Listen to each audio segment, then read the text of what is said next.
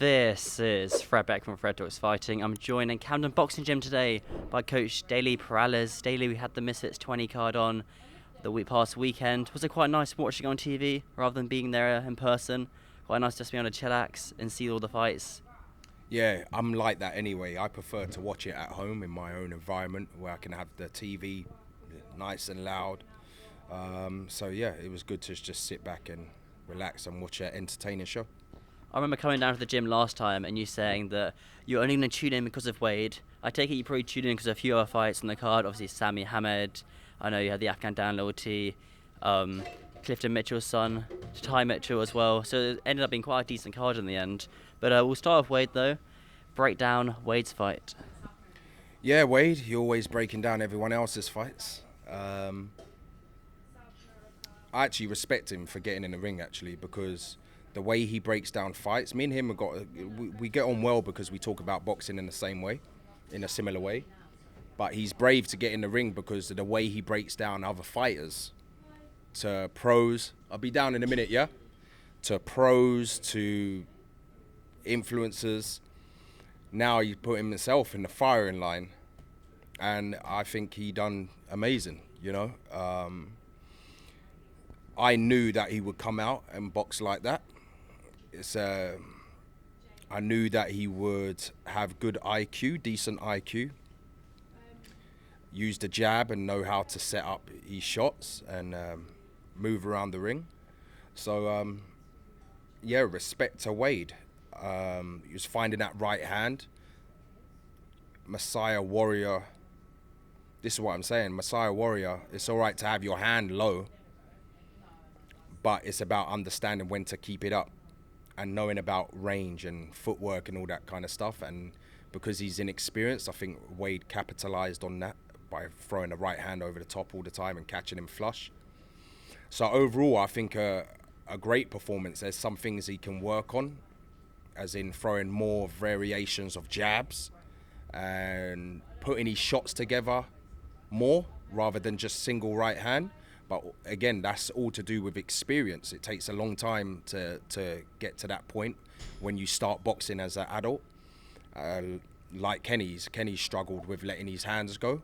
And that's all because, you know, it takes time. It takes time, especially when you start at 25 years of age like Kenny did. But yeah, great work. I'm proud of him, man. Would you pick Wade to beat HS Tiki Toki? I would, yeah. Yeah, I would, just because of the simple fact that he understands the ring, you know? So this is a good foundation he has to start with, that he started with. And he's only going to progress from here with his team, with BJ Flores and stuff. He's only going to progress as long as he surrounds himself around the right people and get the right kind of sparring. I think he'll progress from here. I like to see him a bit more spiteful, you know? I know he was letting the right hand go, but what I mean is like spiteful. There's different ways to be spiteful, like with the jab, for example.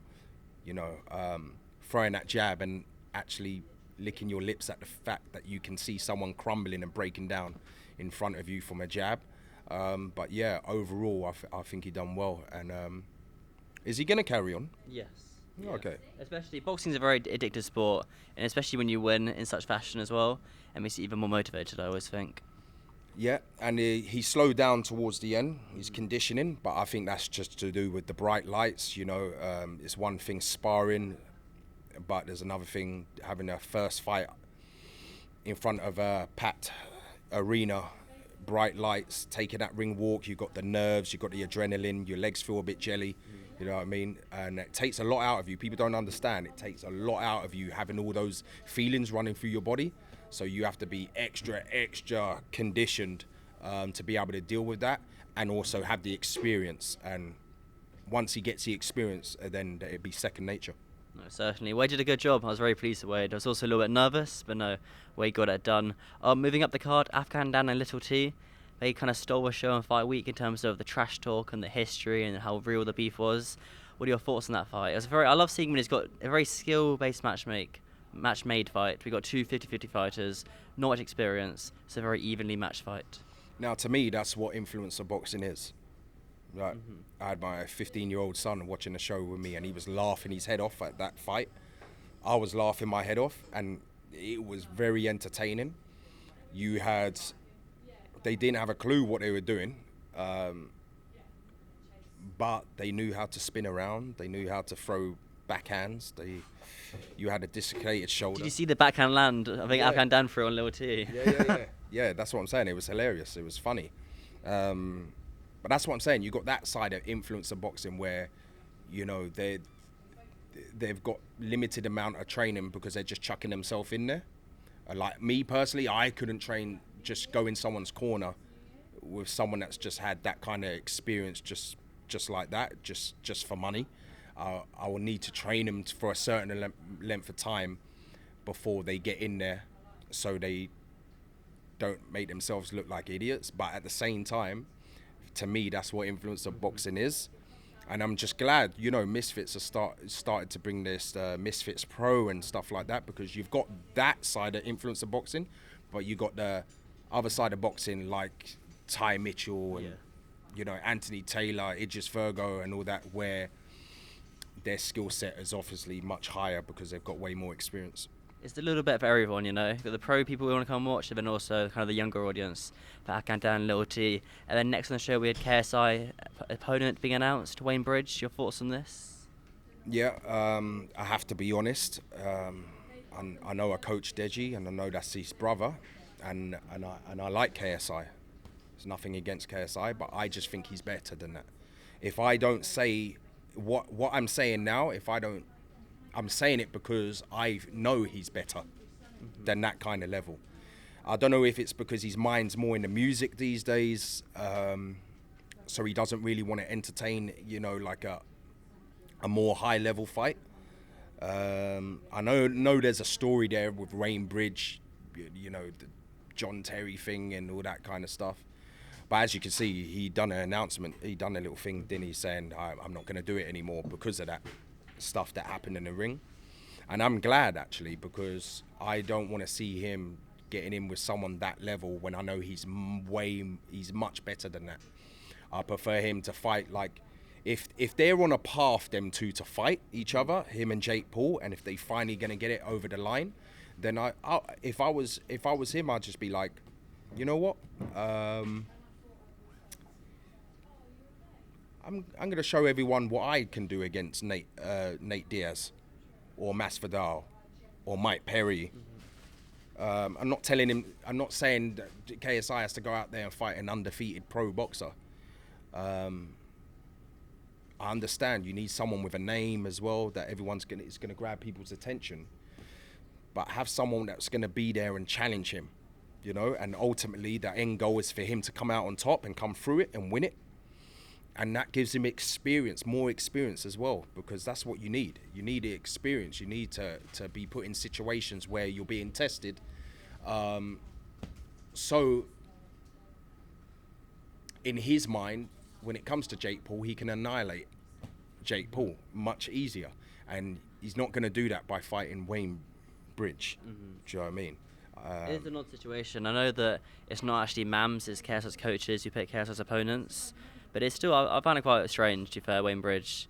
Such an old person as well, 44. But yeah, maybe it was the better he pulled out, and then we're going to see hopefully KSI against like an MMA fight, like Masvidal always liked that fight. Yeah. A lot of people thought he did beat Nate Diaz, even though it was in Nate Diaz's hometown as well. So the Masvidal fight I would like. Also the rematch of Tommy. There's a lot of good fights out there. I know you've got to go in such a second, and the camera did stop recording. So this is kind of us doing it part two. But Tommy Fury would actually be good because that was a close fight. You know what I mean? Tommy Fury rematch, that would be good. But there's plenty of people out there that can give him a test. Darren Till, everyone's talking about. Do you reckon KSI beats Darren Till? It's a very hard one. I don't think so. I don't think so. I think he's very... One, he can hit, but he can box. He's got good IQ. I was surprised. I was very surprised with Darren Till. Unbelievable performance. If you're going to beat AT, that's how you beat AT. You know what I mean? It's a perfect game plan. Perfect game plan. You know what I mean? He was doing a lot of high-level stuff in there. and obviously that's from the MMA background. But the way he would like put his head underneath AT's chin, like kind of like sit on his chest, and then sliding both arms out, so AT couldn't hold him on the inside. He's doing a lot of good stuff, and that's the side of boxing people need to learn. You know, the inside game, which takes a long time to learn. But obviously he's got the experience from MMA. He fought at a higher level than AT in MMA, the UFC and stuff like that. So I think he had the advantage in that. So yeah, Darren Till. Who else could he fight? Idris Virgo? KSI? KSI? Well, no, they're in the same. Idris and KSI are in the same camp. But they do quite come some competitive spars. But yeah, we'll see what goes on with KSI. Personally, I like the Darren Till Masvidal fight in boxing, considering that Masvidal knocked him out in the UFC in his hometown, in London. His hometown is Liverpool, but Masvidal versus Till could be massive in boxing. And you know, Nate Diaz and Masvidal had a good little tear up. You know, and Nate Diaz had a good tear up with Jake. So I would be going, you know what? I'm going to show the world what I can do. You know what I mean? I'm going to beat Nate Diaz or Masvidal. You know what I mean? I'm going to beat Nate Diaz. Like, for example, Jake has fought Nate Diaz. He's fought Mike Perry. I'm going to beat them better than what Jake Paul done. Because if they're on a collision course, that's the way I would do it. Do you know what I mean? Mm-hmm. No, certainly. We'll see. Wayne then Bridge, you can compare. I'm telling you now, Wayne Bridge would have got hurt. Mm-hmm. And that's because of how I rate KSI. I rate him on 5 times higher than boxing-wise than a Wayne Bridge. Do you know what I mean? I've heard he's had some probably white collars or whatever, but it's different. He didn't even look like he wanted to be in the ring. He looked so nervous to just get up in the ring and do to be in front of KSI. So imagine doing a ring walk to fight KSI. He would have lost before the fight. I know it. He would have got knocked out. It would have been similar to when he fought Swarms. Yeah, no, not wrong. Not wrong there. So yeah, hopefully we'll see KSI get another fight announced in the near future. Just before I let you go, Sami Hamed with a first round knockout and Ty Mitchell back on the scene as well. Your thoughts on 2 of the pro fighters on this card? Sami Hamed, very, very talented. Oh, sorry, Sami Hamed isn't actually a pro. He's only had, one fight so far, so this is his second fight. Yeah. Obviously, he's son of a legend, and his brother is a pro, Adam Hamed. Yeah, I know them lot well. Where do you know them from? I used to train Adam, you know, and help him out, you know. I think for about a year, yeah. So I was just helping him out, you know. Sami, I knew though from the ring walk that guy was not going to last. All right. You could tell he never boxed, you know, the way he was even bouncing up and down to like doing some moves while he was doing the ring walk on the stage. I was like, nah, this is game over, mate. So I think for Sami now, he's had 2 now. I think, you know, a bit better opposition for Sami, because Sami is he's a son of a legend. So even though he ain't fought before, you know, it's like me. When I first went to a boxing gym, it only took me 2 weeks to get my amateur license, because they were looking at me like, "What? Have you boxed before?" I was like, "No," but my older brothers are boxers, so I'm around it. Do you know what I mean? I'm around it. So that's a bit like Sami. So I think for him, a better opposition next, just so he can, you know, have a bit of a challenge, and that's it. It'll be good. And then Ty Mitchell as well. What level was Ty Mitchell at? Is he at kind of sort of British level, pushing European? Is that fair to say? Yeah, Ty Mitchell. My brother fought Tommy Hench.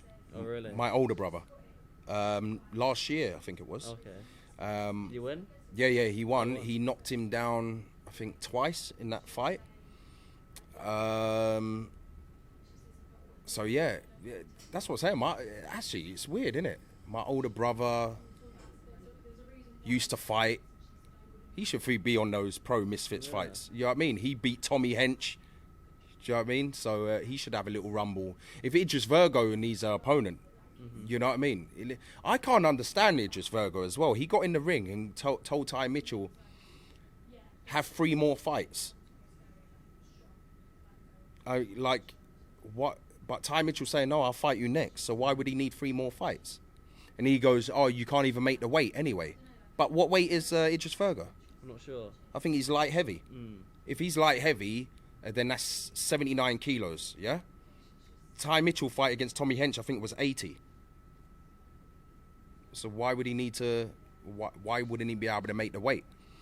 So I think Idris Virgo now, he just needs to start, like, taking what fight they give him, you know, and not being like, well, no, because you need more fights this, you need more fights that. Because, yeah, I like Idris, man, but you can't just keep holding that belt and not, you know, fight proper people. Do you know what I mean? He's a Misfit Pro. Is he a Misfit Pro? Yes. Okay. So he has to fight a Ty Mitchell. You know, he has to fight someone like my older brother. Yeah. You know what I mean? With people with experience. Do you know what I mean? So, but Ty Mitchell, I was very impressed. You could tell he's the experience he has, the IQ. He has swagger about him. He's slick. You know, good awareness, good ring generalship. And then when he wants to take you out, he'll take you out. He's one of those boxers that, you know, will break you down first, make you look stupid. And then once he sees you break, you know, vulnerable, then he'll take you out. And that's what he done to Tommy Hench. No, certainly. It was good. It's good to get the pros on the scene. Before I let you go now, anything else coming up for you the next few weeks? Down here at Camden Boxing Gym, lovely gym. I'm giving a talk about mental health. Okay. In London, and it's directed at men and young men, because men, they don't really open up to each other. Like, we're men, we don't open up with our emotions to each other. So I'm giving a talk about my life experiences and what I've been through being raised in foster homes and stuff. My experience with my mental health condition that I suffer with every single day. And just to show people that even though you have a condition, or even though you're going through depression, or you have anxiety or anything like that, that we can talk to one another. Men can talk to men. You know what I mean? You shouldn't look at another man and go like, oh yeah, he's not gonna respect me if I open up. You know, and I think that's what's wrong with us lot. Even me, I've done it. It's only the last few years through Misfits, actually, I've used it to be more open. But I think men in general, they just need to be there for each other. You know what I mean? Men go through a lot too. You know what I mean? Yeah. And men always keep it a lot more private, because you'll be sort of manly about it, you know. And so where is this talk? When is it happening? Next month. It'll be on my Instagram when I get all the details and stuff. But it'll be held at, do you know, you heard of that company like Techno Gym? Okay, yeah. Yeah. So it'll be held at their head office or something like that. And there'll be a panel of people with have gone through different experiences in life and stuff like that. So I'm looking forward to that, because I've always wanted to raise awareness about my condition, BPD. So I'm looking forward to that. So yeah, just everyone, I know it's scary, and it's still scary for me to this day, but we can all just open up to one another, you know, man to man. You know what I mean? A man can talk to a man about football or boxing. So a man can talk to another man about their emotions if they're going through stuff, and know it's all right to open up sometimes. Certainly. It sounds pretty good then. So if people want to come see that, that's on your Instagram? Yeah. You know me, I post all the time. So the Daley Effect on Instagram. Okay. Yeah, be on there. All right. Well, thanks very much then, Daley. I'm sorry that I was a little bit late today. The trains are delayed. And then the camera was also a little bit buggy, and I've interrupted your session. But yeah, that's all right. Thanks very much as always. Sick. See you later. Thank you.